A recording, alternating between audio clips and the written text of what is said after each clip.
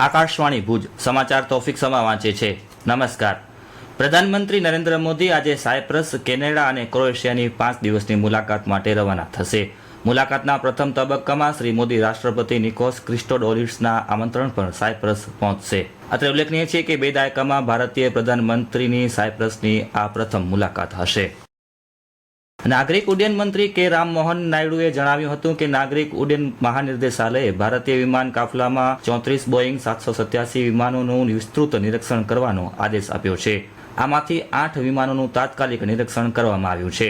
ગઈકાલે નવી દિલ્હીમાં પત્રકારોને માહિતી આપતા શ્રી નાયડુએ જણાવ્યું હતું કે ઘટનાની તપાસ માટે વિવિધ ક્ષેત્રના નિષ્ણાતોની એક ઉચ્ચ સ્તરીય સમિતિની રચના કરવામાં આવી રહી છે। ગૃહ સચિવ આ સમિતિના અધ્યક્ષ રહેશે।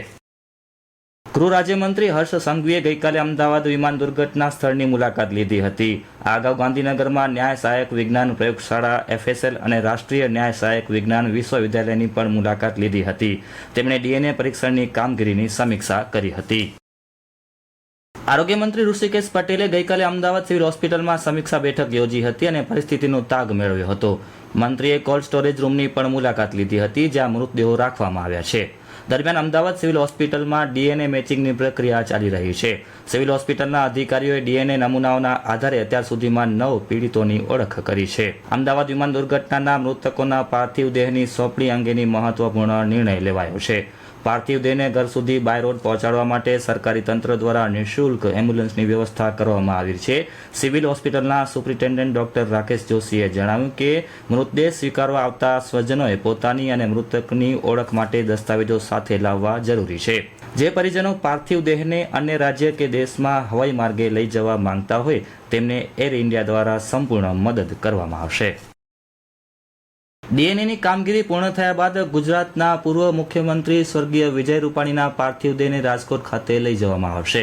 રાજકોટમાં સ્વર્ગીય વિજય રૂપાણીની અંતિમ ક્રિયાની તૈયારીઓ શરૂ કરવામાં આવી છે। શહેરમાં રેસકોર્સના રમેશ પારેખ રંગભવન ખાતે તેમની વિશાળ પ્રાર્થના સભા યોજાશે।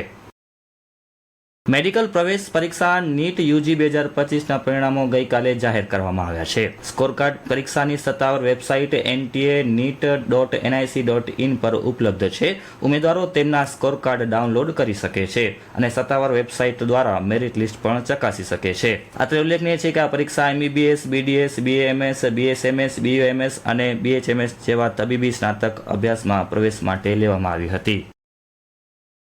ગઈકાલે અમરેલી, દાહોદ, છોટાઉદેપુર, મહીસાગર, ગોંડલ, ચોટીલા સહિતમાં વરસાદ વરસ્યો હતો। ગોંડલમાં 1 કલાકમાં 4 ઇંચ વરસાદ વરસ્યો હતો।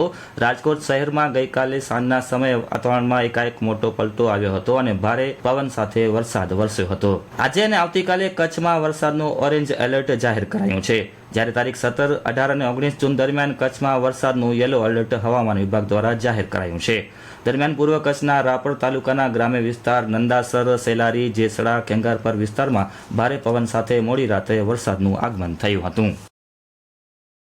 પ્રવાસન ક્ષેત્રે કચ્છને ખ્યાતિ અપાવનારા ધોરડોના સફેદ રણમાં ઉજવાતા રણોત્સવની વર્ષ 2025-26 માટેની તારીખ જાહેર થવાની સાથે વિધિવત બુકિંગ પણ શરૂ કરી દેવામાં આવ્યું છે। આ વર્ષે રણોત્સવ 23 ઓક્ટોબરથી શરૂ થશે અને 5 મહિનાથી વધુ સમય સુધી ચાલશે।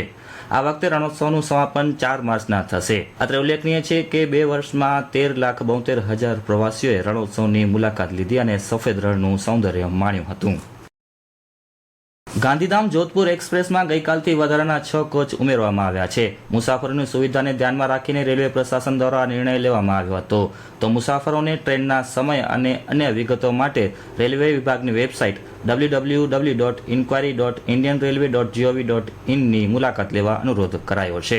અને આ સાથે આ સમાચાર બુલેટિન પૂરું થયું। નમસ્કાર।